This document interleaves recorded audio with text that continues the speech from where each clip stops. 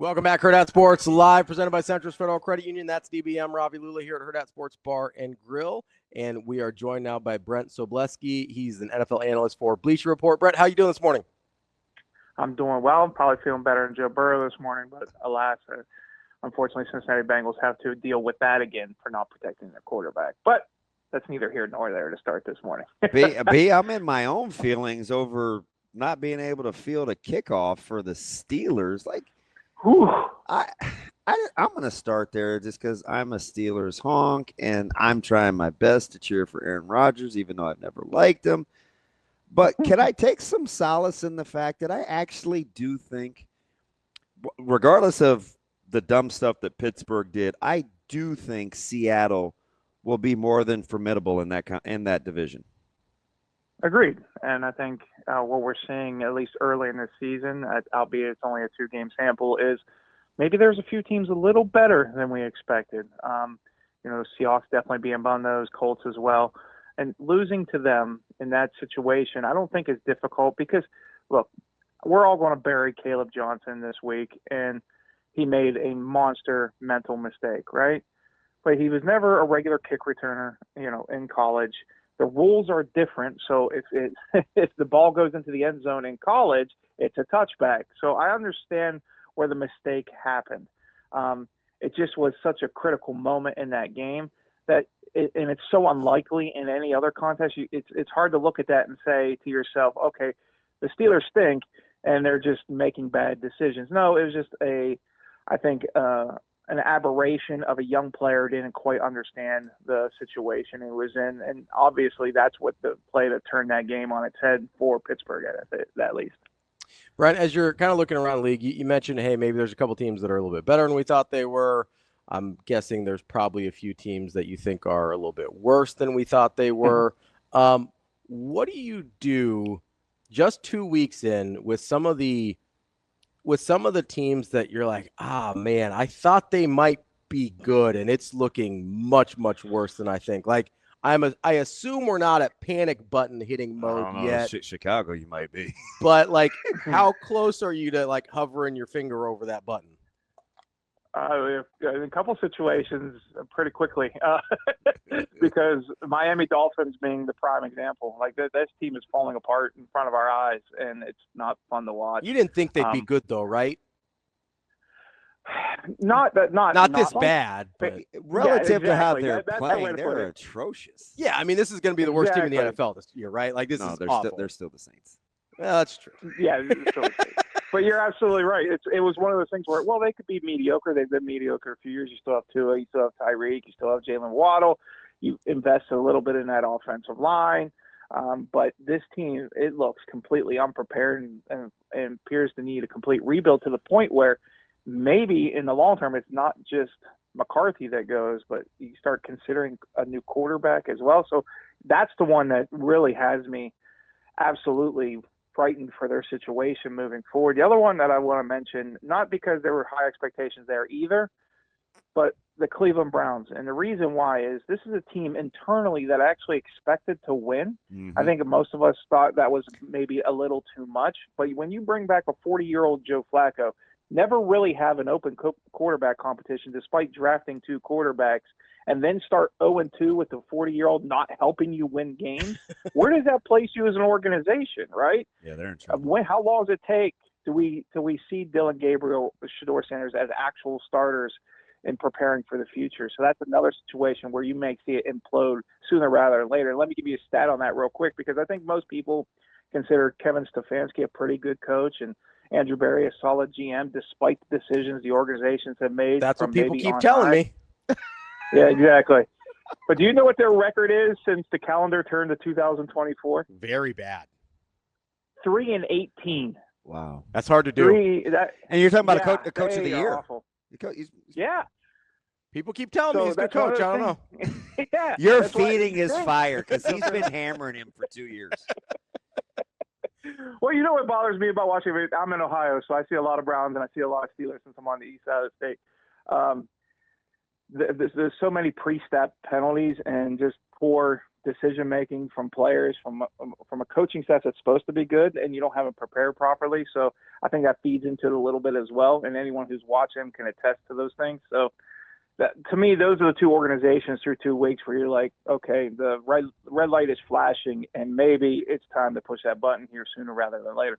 Okay, so real quick, give me one team that you actually thought might be good that you're starting to worry about. Oh, okay. That's a difficult one. You caught me off guard a little bit. Looking at it, well, clearly the Chiefs at 0-2, right? I mean, I understand. Some people predicted that, though. It's a tough schedule. It is, and you're absolutely right in that regard. But at the same time, if you're supposed to be the standard bearer for the NFL, and that's essentially what the Chiefs have been for a decade now or close to it, you should be able to rise to the occasion even against top competition. We've seen them do it time after time after time. And some of the concerns are where they addressed it, right? The offensive line still, while is younger, a little more talented, and God bless Josh Simmons for running down that interception the other day. That was amazing. But at the same time, it's still taking time to get Patrick Mahomes completely protected, still taking time for him to adjust to the wide receivers they have now. I mean, his number one target right now is Marquise Brown. And as much as I like Marquise as a player, I don't think he's a wide receiver one in the NFL. So it's just that adjustment that you're trying to make, not to mention you're dealing with Travis Kelce getting older at this point. What is he, 35 now at this juncture? So, and then he had nerve enough to be mad over the way he was playing. Like, make it make sense. Like, I mean, I'm going to need him not to hand an interception over at the goal line. That'd be terrific. Like, I don't think that is like make it make sense. That doesn't have much to do with being 35. Like, come on, bud. Well, touche. But at the same time, it's just like, do you remember the old saying? Any guys that are probably my age in your 30s and 40s, you never bet against Brett Favre, or then you never bet against Tom Brady. Well, we never bet against Patrick Mahomes. Agreed. Well, right now, if you're betting against him, you'd be doing pretty well. So I think we're kind of getting to that stage of his career where our expectations aren't reflected in what they actually are as a team. Let me ask you something. And full disclosure, I want to be right. So I'm going to try to not ask a leading question. 2 teams I thought would be pretty good, but did not want to. I was afraid to have them win their division because of who's in their division.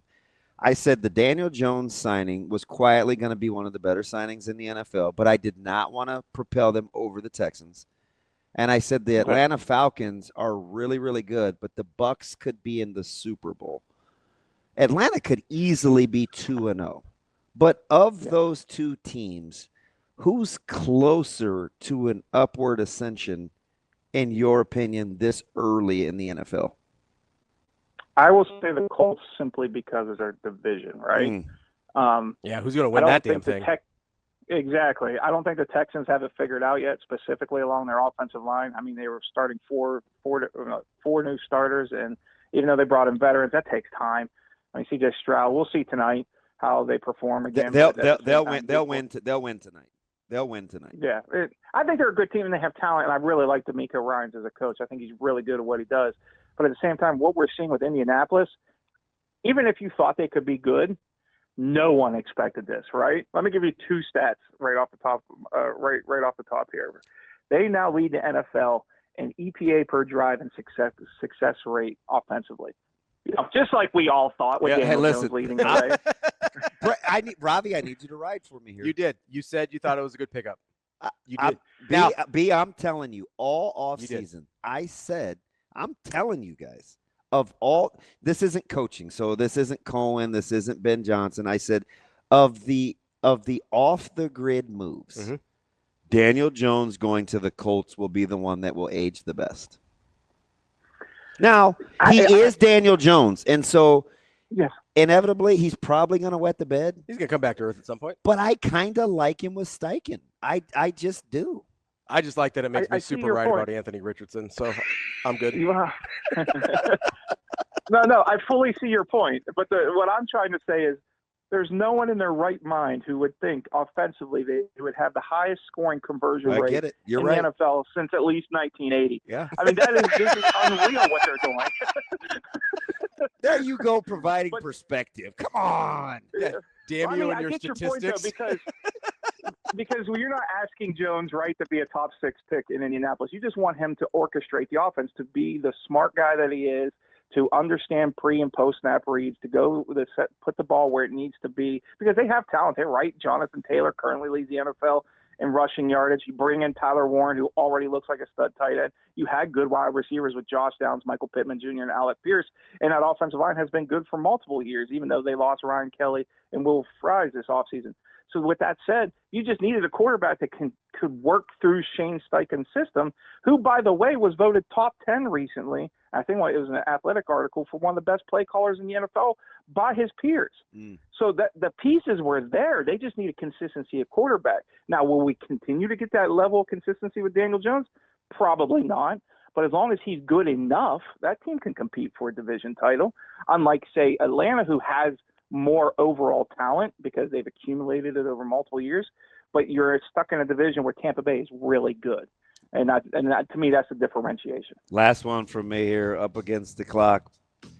Long-term play, you got to push your chips in. We were quick to jump on the Daniels bandwagon and, let's hold on Love. All chips, one quarterback. You taking Jaden Daniels or Jordan Love? Wait, is it just the quarterback straight, Yep, or do I get everything around them? Nope, just the quarterback play. So you don't get the Commanders' defense, and you don't get Green Bay's defense. Okay, all right. Because if I got Green Bay's defense, it's all in with Jordan Love. But I would still stick with Jaden Daniels. I think he has that talent there. And look, yes, I really do. I think he could be special, younger, clearly more athletic. But at the same time, I think we'll still see improvement, because it's hard to really look at anyone right now against that Green Bay defense and say, you know what, he really wasn't that good. Well, maybe that defense is really that good unto itself, and I think it is. That's Brent Sobleski from Bleacher Report. Fantastic. Thank you so much for joining us. Great stuff as always. Let's talk again soon. Thanks, guys. You have a good one. Thanks, B.